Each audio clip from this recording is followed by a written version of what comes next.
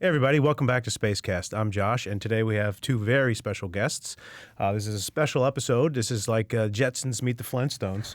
Anthony Colangelo here is a podcaster who does a very popular podcast called Main Engine Cutoff. So welcome, Anthony. Thank you very much for having me out here. And the exciting thing is this is actually going to be, we're going to do this both places. So if you're listening to the podcast, you can hear everything that we cover here, and we're also going to put it on the AGI YouTube channel on Spacecast. People can see what I look like. They can see just hearing what I look like. Yes, yeah, and we're going to do a couple of these, so you'll get some cool visuals along to go along with that as well.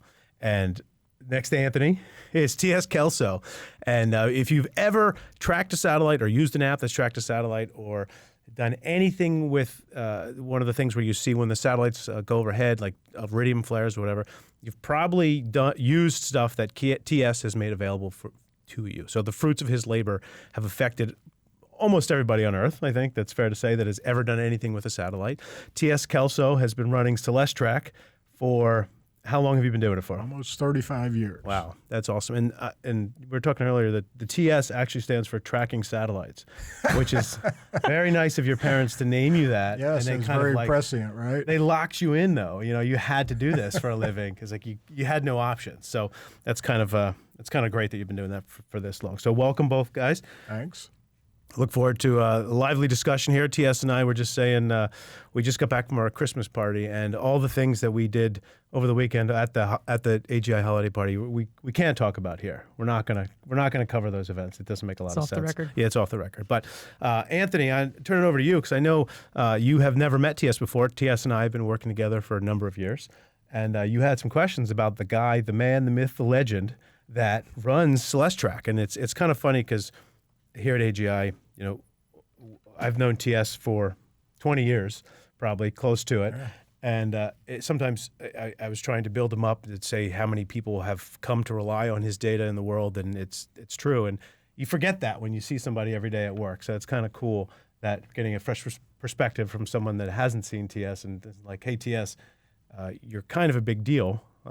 Let's talk about what you've been doing for the last 30 years. So yeah, absolutely. It's one of those things. It's the inverse where you don't see a person, then you go, oh wow, there's somebody behind that thing right. that I look at all the time. So it's really cool to hang out for a little bit. And I'm curious, particularly about how you got started. You were mentioning before that it goes back to the early days of the internet itself, and it even had a different name back then. So I'm curious to hear the early days of Celestrack and what led you to creating what we have today behind us here. Okay.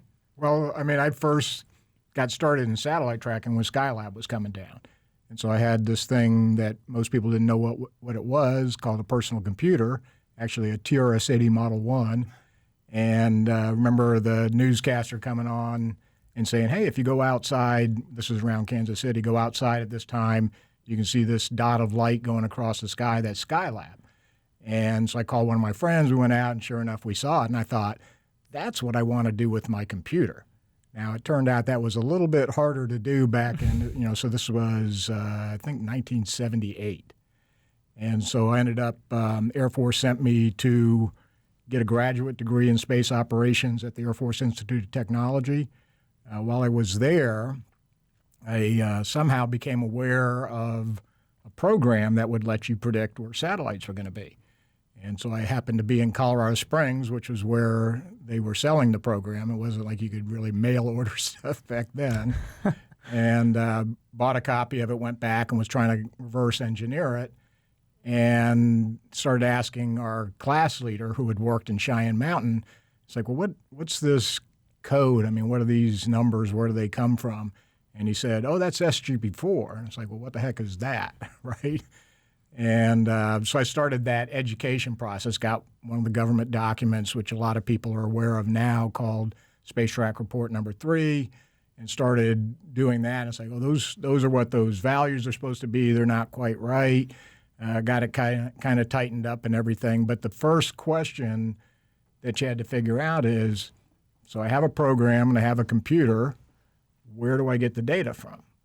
And so they had told you when you bought the software, it's like, oh, well, you write to NASA. Now, this isn't send an email. This is write them a letter. On Pony Express. Yeah. Write them a letter, wait a couple of weeks for them to come back and ask for data on satellites. And so I think the first one I asked for was CSAT because it was one of the ones that was up there that was reasonably bright. And so they would mail you a sheet of paper, first class mail. So they'd have to like photocopy it and then stick it in a big, they didn't even fold it up. It was just like a big envelope. And, you know, a couple days to a week later, you get this piece of paper and then you sit down, type it up and put it into the program and do something. And so in the intervening time, I finished my degree at AFIT. I got assigned out to the Blue Cube at Sunnyvale, the Air Force Satellite Control Facility. And so I'm in the Silicon Valley now, and I start working with these guys that are doing electronic bulletin boards. So we had no internet. I mean, the internet existed, but it wasn't really available to people. And so I started working with these guys, and they had software running on an operating system called CPM, which most people probably haven't heard of. Nope. And so we set it up. I had the source code. I could play around with it. But it was always like, well, what am I going to do with this? And then one day I came back from working at the Cube all day and had, you know, some more mail from NASA on data and, you know, sat down. Because every day I would come back and I'd type these things in. And I suddenly got this genius idea, which upon reflection really doesn't sound genius, but it's like, hey, you know, I sit down and type these things up and you have to make sure you don't make mistakes in it and all that kind of stuff. And I bet if I could type them up and just put them on the computer and then people could, now remember, this wasn't like get on the internet and connect. This was dial your phone into somebody else's phone and you had a modem hooked up to your computer with a handset in the modem and people would call your phone and do that, which I heard that you actually bulletin boards. I heard that you actually speak facts. Can you do that? I think I You lost forgot that those skills? Okay, somewhere yeah. along the way. But so I thought, it's like if I just typed it up and put it on the computer, people would come in and download it, and then they wouldn't need to type it in themselves. Now, why I thought there was anybody else on the planet that wanted to do that? Did you let the person know at NASA that just had to keep mailing you stuff every 3 days? Well, eventually, right? Okay, because that person had to be getting very annoyed at this point. They're like, who is this guy that's mailing us all the time? So they would send that, and so I started this bulletin board, and actually it started in Sunnyvale. It was in 1985, but where I really count Celestrack starting was when I got to Austin, Texas, when I was working on my PhD, and finally got things set up and rolling. But we went through that, you know, set it up. You know, people would dial in, they'd get the data. How they found the number is like one of the mysteries, right? Like, how do you put out? It's like, hey, we have data on satellites. Come get it. Just have a guy in the corner dancing in one of those Right. sandwich That boards. might have been more effective. Yeah. They probably found it because the person at NASA was like, oh, I mailed it a couple of weeks ago. Go check this thing out because that guy keeps asking me for all this data. Well, and of course, so you put it out, and then people would come in and say, hey, could you get data for these satellites? And it's like, oh, okay. And then, of course, you have to write NASA, wait for them to start sending it. And finally, one day, I sent them a letter, and I said, hey, could you add these 1 or 2 satellites? And I get this letter back saying, no, I'm sorry, you hit the limit of 25 satellites. We can't send you any more data. And I thought, well, that kind of sucks. And so I wrote How him many back. satellites were there at that time? Well, I wrote him back and I said, hey, this is what I'm doing with the data, and explained the whole concept, because you had to explain the whole bulletin board thing to him and everything. I said, it's probably save you from having other people come in and having to pay to send them stuff. And then they just started sending me like everything they had. They'd send me these stacks that were like a ½ inch thick that all it was 2-line element sets on it. I was like, yeah, I'm not typing all that. But that was kind of the genesis. And I basically did that for about 5 years, typing things in until we finally got a way to do that electronically. Yeah. And then you've kind of added on to it over time, and Right. recently have added this incredible visualization tool. Right. Has this been a thing that you personally have worked on all this time? Have you had a team at any point? Have there been other contributors, or is this a Kelso original? Unfortunately, it's pretty much a Kelso original. Are you looking for interns? I have been looking for interns. There always seems to be things that make that more difficult than it would seem. But it went through a couple of incarnations. I guess we first got on the internet when I went back to AFIT to teach after my PhD. And and I got the FTP site set up so that we could have people come in and FTP data.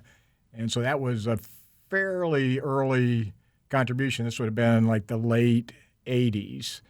And I remember when I finally left the faculty in 94, which was about the time World Wide Web was starting up, that the computer guy said, you know what, we just realized that your site has been the biggest draw of anybody coming into AFIT. Like, oh, okay. And it was like by a long shot. It's like, okay. So there were a lot of people coming in for FTP. When I left AFIT, I got approached by a magazine that had just stood up called Satellite Times, or was just standing up. And they wanted me to do columns and say, hey, we'll provide, the internet is here. You have the World Wide Web. We have a site. You can put your stuff on the site. And that's kind of where we first got on the World Wide Web. And that went, and so at the time, all the way up to this, we were the Celestial BBS or Celestial RCPM, which was like remote CPM system. Very memorable. Right, yeah. Very memorable. Until the point where finally they folded the magazine after about 4 years and was like, well, okay, so go out and get your own site. I mean, they didn't tell me that, but that was kind of what happened. And of course, I went to get celestial.com and like, nope, that's not available. So then it was, I should make something up that somebody hasn't picked. And I picked Celestrack, and it kind of stuck, and there we are today.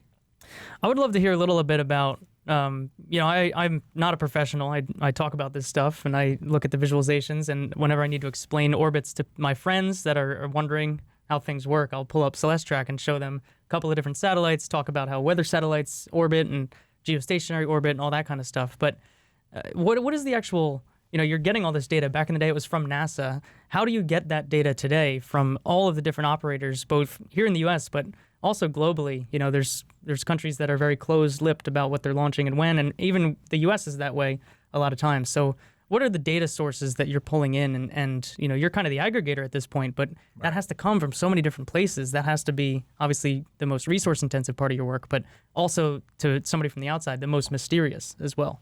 All right. So the primary source we get it from is Spacecast. So Spacecast was stood up in, I think it was 94. So we went through a couple of intervals where, so Celestrack did this. I spent many years trying to convince NASA they should do it. Finally, about 8 years after, first starting that effort, they stood up their own bulletin board system and eventually went on the internet and did that until right about, I guess it was like 2002, 2003, and it was before Spacecast came up, and so we kind of filled the gap there.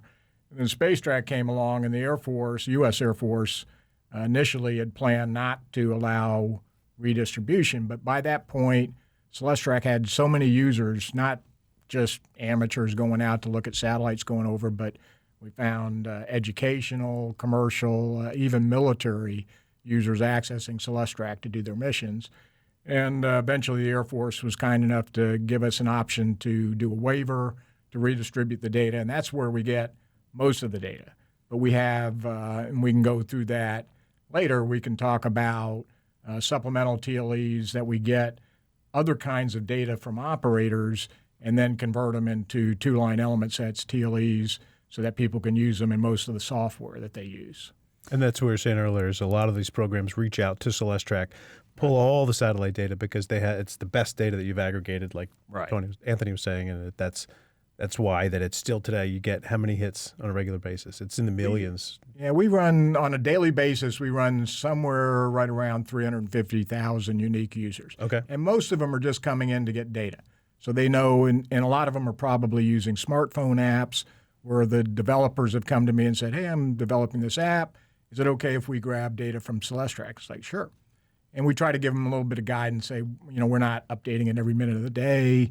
We do that every 2 hours. Really, most of the data that we get from Spacecast is only updated about every 8 hours. So if you check, 2 or 3 times a day, you're probably good.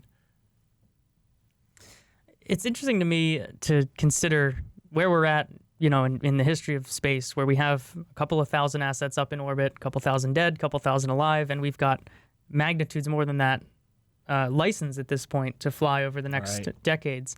And I'm curious how you see those data sources shifting over time. Do you expect that it will go stick in the way that it has been with something like the U.S. Department of Defense tracking all these things and providing data for it? Do you expect it to go more in the realm of making sure operators are filing their flight plans for all intents and purposes? Or do you expect, we've seen in recent years some tracking systems come online that are more commercially minded, like Leo Labs, people like that have some commercial incentive to track everything that's in orbit. Do you see it as a mix of those things? Do you think we're going to stick in this realm that, it's kind of dominated by one player at this point? How does that shift over the next 10 years? That's an excellent question, because, we look at all of that's going on. And one of the things that we did on Celestrack back in about 2004 was we started up something called Socrates. So it's Satellite Orbital Conjunction Reports Assessing Threatening Encounters in Space. So you can tell One I'm of the awake. best I actually remembered the of all acronym. time. Which part did you think of first, the name or the acronym? Actually, Sal Alfano came up with the acronym. Okay. So credit to him. But and the whole challenge there was, at the time I was trying to show that we could do things like screen for conjunctions for between satellites. Now remember, we had a lot fewer satellites 15 years ago than we do now. A lot fewer. I think we were at about 10,000. We're actually almost double that.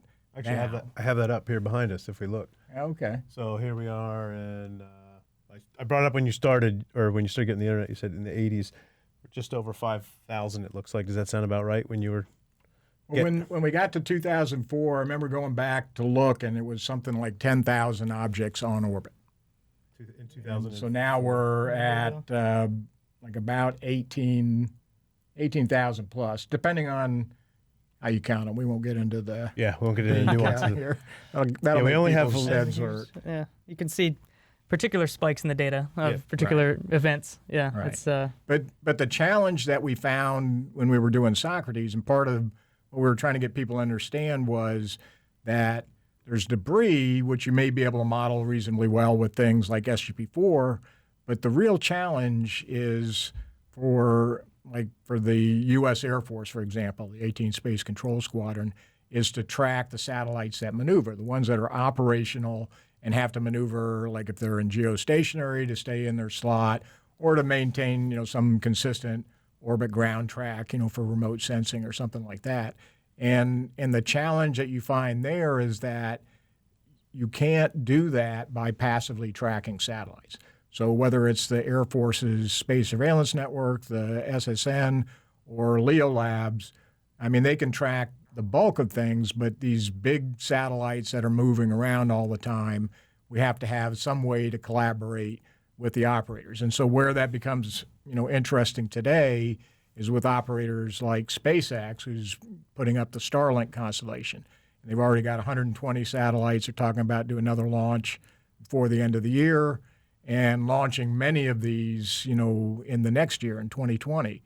And now you've got the situation where you have low thrust, and the tools that are in place in most of those locations where they don't know what the maneuvers are going to be, there's no way to really accurately predict them, certainly not for things like conjunction assessment without help from operators. Mm-hmm. And so we've been working with SpaceX. They provide us their ephemeris. We use that ephemeris to generate what we call supplemental TLEs that are fit using SGP-4 to their data so that people can easily ingest them into their software. It gives you, like we're looking at on the SpaceX data, that the fits are normally within a couple hundred meters, like 200 to 300 meters, which is reasonably good. And we'll show everybody how to do that in the video in a few minutes here. Okay. So we can walk them through the steps. So if they wanted to do that, they can follow along and do that as well. Yeah, and with that whole conjunction analysis, Starlink itself, the SpaceX has talked up this ability to load that data into their network and be able to autonomously avoid conjunctions and things like that. And that's another side of things that I see shifting in a couple of years is, right now we have people like yourself that are able to alert people and say, you have a conjunction coming up, one of you two is going to have to move, or you're going to have to negotiate that yourselves. That doesn't seem particularly sustainable to me in terms of the growth of traffic. You don't have enough time in the day already to do what you're doing here. And I don't think we can expect you to single-handedly be the superhero that's in charge of. We've got a cloning program in place. Is that what We've it got is? 9 more Kelsos growing in the Oh, basement. that's a scary thought. Yeah. So I'm very interested to see what that shakes out to be, and a lot of times people will talk about it in terms of airspace, but that's not really a good analogy because, in the U.S., it's unlikely that we will have someone from Kazakhstan fly over into our airspace very quickly. But you could have a launch out of Baikonur and instantly be impacting constellations or satellites of foreign governments that we don't necessarily have great relationships with. How does that play out? Is there always going to be this centralized kind of reporting system that will alert people of conjunctions? Is it going to go more in the way of autonomous with SpaceX, or reasonably probably somewhere in the middle of those two things would be the way it pans out? But which of those do you see as viable routes, and which do you think are kind of a fool's errand at this point?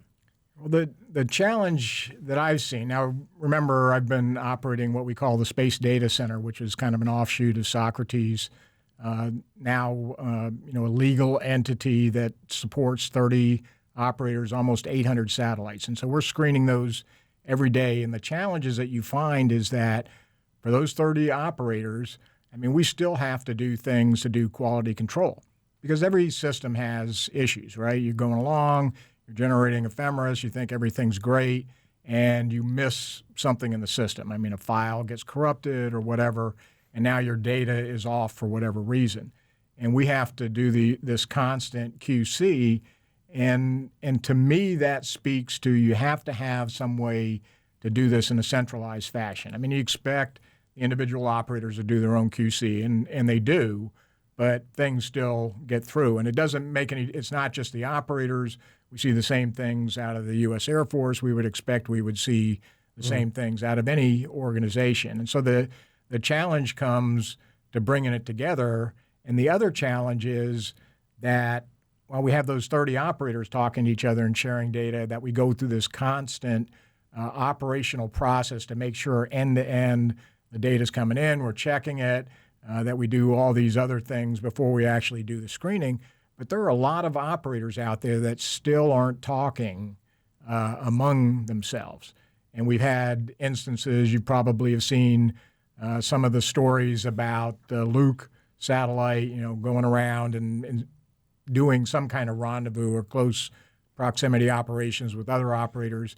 And what we've found is that they're not communicating, and we can't find out who to talk to say, okay, what are you doing? Want to make sure that you don't misinterpret something we have, or we don't misinterpret something you're doing, and we can't get that. In fact, we made some communications with, let's say, third parties involved, over there, and found out that their response was, well, the picture that you're looking at isn't the picture that we're looking at, which is not really a good response. Yeah, it's not great. Right. It's like, I get it that you're using a different set of data than we are. We don't have any control. You're not sharing our data, or you're not sharing your data with us. In some cases, we're not sharing our data with them, because some of it is proprietary U.S. Air Force data. I should point it out for Anthony, because I'm not sure if you knew it, that the nuanced difference between the SDA and what Kelso's putting on Celestrack is the data on the SDA is actually the owner-operator data. Right. They're sharing together, and that's not going out publicly. Right. Right. So TS takes that and does some analysis on it and alerts them, but it's not a public alert. It goes to the operators and tells them those things too. So that's in addition to what's happening on Celestrack. It's the Celestrack stuff is from mostly from the Air Force, but the stuff on the SDA is actually from the real owner operators, who in theory have the best data on the knowledge of their own satellites. Right. But of course, sometimes there is problems knowing after a launch exactly where your satellite is. Absolutely. Even more so when there's a ride share. We've heard instances of that in the last year where there's been 60 on a launch, and some you never hear from because you don't know which you're supposed to be looking at. Oh, and they're that close together, they're also hard to track. Interesting thing is, we could probably do a whole episode on this alone, is even owner-operator data that's good enough to do communications with your satellites at GEO, if you have a bias in your system, you might be several kilometers off from where you think you are. And for operations, totally fine, don't even notice. But for CA, that could be a big deal. You might be going in the wrong direction to avoid a close approach and actually making it worse for yourself. So you have to not only have, like TS was saying, somebody to sort of watch over everybody else, is you have to have even other sensors out there watching to making sure that you don't have biases in your system that are causing you to be good enough for one application, but completely wrong, not wrong, but within a danger limit for close approach. Right. And your comments about these large deployments is really a challenge, right? So we have, people think that, well, the U.S. Space Surveillance Network has lots of capabilities. It can certainly track things. The commonly accepted number is down to 10 centimeters, which is the size of a CubeSat, which is why they were designed that size. The thought was, we don't want to make them too small. They can't be tracked. And we can get into a whole different subject there. But when you deploy, say, 100 CubeSats off of a launch and they all look the same to the radar, then this whole issue of, well, which dots on this pass over this radar connect with which dots on this pass over a different radar. And it is a very challenging problem. It's not something that, the U.S. system was designed to do many years ago, and is a challenge. And it's a challenge even for the SpaceX satellites, where they're larger, but they're still the same form factor, right? And oh, by the way, unlike, say, we had the one Indian launch, we had 88 Planet satellites on it, so 3U CubeSats. We worked very closely with Planet to be able to do the association, but they were not maneuvering. And so now when you put Starlink up and they start this low thrust maneuvering where you're doing this propagation and you don't know when the maneuvers are occurring and everything, it becomes a very difficult process of associating those dots so you can get good orbits and then actually doing the identification and everything. So there's plenty to keep us busy for quite a while. But I'm firmly convinced it has to be a team effort, and that kind of suggests that there has to be some kind of centralized process. You can't go off and just say, I know where my satellites are, and then somehow magically assume away the problem of trying to figure out where everybody else's are. Let's not forget the fact that, they're, depending on the size of the catalog that you say now, it's 15 to 25,000, depending on who's counting. By some estimates, that's only 4% of what's up there. And you say the 10 centimeters. If you get lower than that, right. They've done studies that do sky samples with some shorter wavelength radars, right? Isn't that what they use for those? And they can see a lot more stuff. And so if we have a 25,000, 20,000 object catalog and we're only seeing 4%, there's, even without new launches, there's a lot more stuff that we should have been worried about the whole time. We just were lucky that maybe they are hitting, maybe they're collisions that we don't know about, but there's a lot of stuff up there. And when the new space fence goes online, that's another thing that's going to have to be considered in the mix. Mm-hmm. And we're actually trying to get to the point where, and we're working on this both in the SDC and probably are going to bring some of the prototype stuff we've been doing in the SDC back onto Celestrack so people can get a better idea of what's available and why some of these issues are important. But we're starting to see that, if you were to do something like bring the space fence online and share all that data, that a lot of people would probably get freaked out to the point where they just did nothing. It's like, oh my God, what am I going to do because there's too many conjunctions? And at that point, we really need to move away from things like miss distance or even probability of collision and start looking at, well, what's the risk of a collision? If I have a probability of collision, let's say 1 in 1,000, and you say, well, I should move. And it's like, well, are you moving for something the size of a golf ball or are you moving for something the size of a school bus? Because I think you might want to prioritize on the school bus. And that's where we're going to have to get it to, is where you can help people manage what's going on to the point of, and there's two reasons for doing this, but to the point of focusing on the important stuff rather than all these other things, which to date, and I don't want to suggest that I don't think there's a problem, but to date we really, even though there are hundreds of thousands of objects we can't see, they don't seem to be causing a significant problem. Right. And so we don't want to lose focus there. But you've got to be able to get people to realize that at some point, and so we talked about different data causing people to make different decisions. The fact is you can have the same data and still make different decisions, right? Because you have risk-averse people, you have risk prone people. Tolerant, yeah. Versus tolerant. Tolerant's nicer, but prone is fine. And so you have people that will look at the same data and make a different decision. And at some point, as a community, as the space community, we need to step up and say, it's okay if you want to let your satellite get hit by a golf ball and maybe lose it, because that's just your satellite. But when it starts getting into this could be an event that would dramatically impact the entire space environment, then we as a community need to set standards that say, no, if it's going to generate more than this amount of debris or something like that, that there's a cutoff, that you have to do something with your system to try to mitigate that type of occurrence. Yeah, just a good time for a quick plug of Daniel Troggy's new organization called the Space Safety Coalition, this spacesafety.org. And so if you have a direct and material interest in satellite preservation of space and not having satellites collide, you can join this organization. And what they're doing is, I think you guys both know about this, I'm just repeating it for the audience, is they're coming up with rules that the international community has agreed upon things about how long satellites should last and disposing of them and things like that. And with all these new problems compounding, is this organization is trying to come up with new, better rules to adapt to way more satellites and having them come in earlier and just get everybody on the same page with what some of the regulations should be. So check that out. You said SDC and SDA. I don't know if the audience knows the difference. Do we want to explain that? Or is we can do that. Okay. Yeah, so I mentioned the SDC, the Space Data Center. The SDC is operated by AGI for the SDA, the Space Data Association, which is a group, a legal entity with 30-plus operators involved in it right now. The major operators you can imagine, right?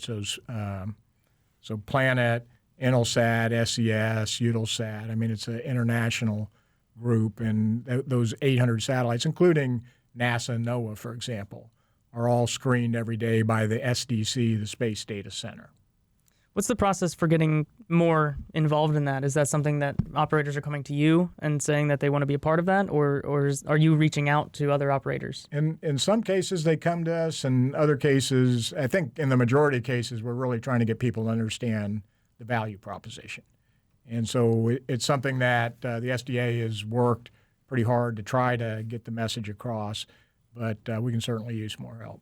Yeah. Is there, every time you hear a news story of a new constellation applying for spectrum or anything like that, does that go on your to-do list to say, you need to reach out to Amazon's new system? We're talking with OneWeb and SpaceX and trying to convince them that they need to work with the community on that. And they all have their own views of how that could work. And obviously they're changing a little bit of the landscape here, but there are a lot of lessons learned, I think, along the way that it's important to share. And I think it would be important for some of these large launch providers to step up and actually provide some leadership and a different perspective on things. Because a lot of the operators in the SDA right now are GEO, but it turns out we only have, I'll get the numbers wrong, but it's around 280 GEO out of that almost 800 satellites. So there's 500 LEOs, and where 240 of them are Planet. We have something like 70 from Spire. And so we need to get more of that in, particularly with these larger constellations. You'll bring their perspective in, help each other understand the issues and understand how they expect to work and understand whether that's going to cause any problems. All right, great. Well, thank you guys so much for being here. TS flew in all the way from Hawaii just for this exact moment. There's no other reason. And the party. And no, it was just that. I mean, that was a benefit. They planned the party around his flight. That's Yeah, right. Exactly. Anthony, thank you so much for being here. Absolutely. Thanks for. It's cool to come out not too far from home and sit with some other space nerds you don't get many of that in the Philly area. Yeah, so no, nice. we love to have you back, and we're going to do a couple more videos here at the same time. So we appreciate you watching, and check us out on Main Engine Cutoff, MECO.